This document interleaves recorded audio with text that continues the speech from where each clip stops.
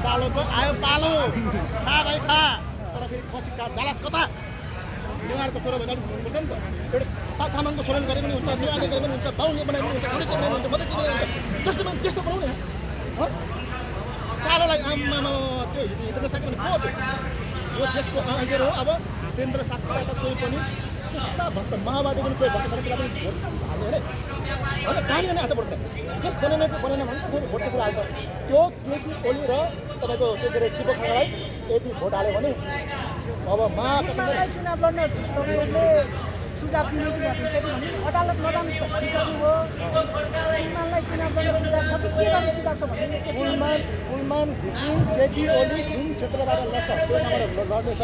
दिपक खड्का भन्ने मान्छे दिपक खड्का भुरी चर्चा काला चर्चा भन्ने मान्छे जुन ठाउँबाट चुनाव लड्छ त्यो ठाउँबाट मङ्ग सिंहकोटाले चुनाव लड्ने घोषणा गर्छु भनेर लड्ने होइन लडाउँछु क्या लड्ने कुरा हुन्छ